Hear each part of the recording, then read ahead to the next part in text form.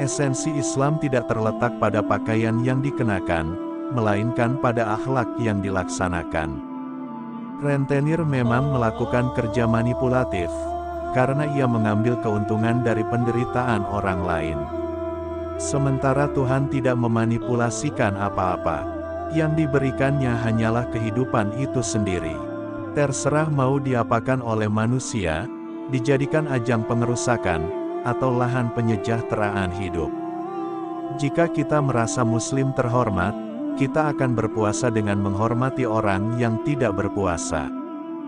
Jika kamu membenci orang karena dia tidak bisa membaca Al-Quran, berarti yang kamu pertuhankan itu bukan Allah, tapi Al-Quran. Jika kamu memusuhi orang yang berbeda agama dengan kamu, berarti yang kamu pertuhankan itu bukan Allah, tapi agama. Jika kamu menjauhi orang yang melanggar moral, berarti yang kamu pertuhankan bukan Allah, tapi moral. Pertuhankanlah Allah, bukan yang lainnya. Dan pembuktian bahwa kamu mempertuhankan Allah, kamu harus menerima semua makhluk. Karena begitulah Allah. Menyesali nasib tidak akan mengubah keadaan. Terus berkarya dan bekerjalah yang membuat kita berharga. Tidak ada jabatan di dunia ini yang perlu dipertahankan mati-matian. Kalau Anda tidak ingin dibatasi, janganlah Anda membatasi. Kita sendirilah yang harusnya tahu batas kita masing-masing. Memaafkan tidak akan mengubah masa lalu, tetapi memberi ruang besar untuk masa depan. Sebenar apapun tingkahmu, sebaik apapun perilaku hidupmu, kebencian dari manusia itu pasti ada. Jadi jangan terlalu diambil pusing. Terus saja jalan. Bukalah hatimu dan bertindaklah dengan jujur. Perbedaan dalam berbagai hal termasuk aliran dan agama, sebaiknya diterima karena itu bukan sesuatu masalah.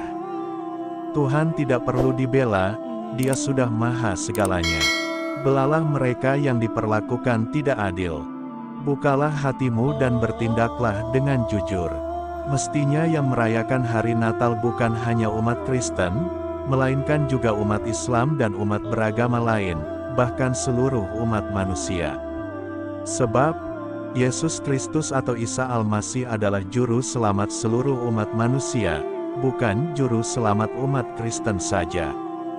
Sebuah masyarakat tanpa spiritualitas hanyalah akan berujung pada penindasan, ketidakadilan, pemerasan, dan perkosaan atas hak-hak asasi warganya.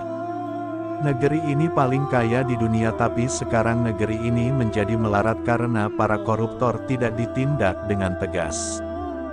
Humor tidak bisa menjatuhkan pemerintah, tetapi humor bisa membantu membusukkan suatu rezim. Saya tidak peduli, mau popularitas saya hancur, difitnah, dicaci maki, atau dituduh apapun.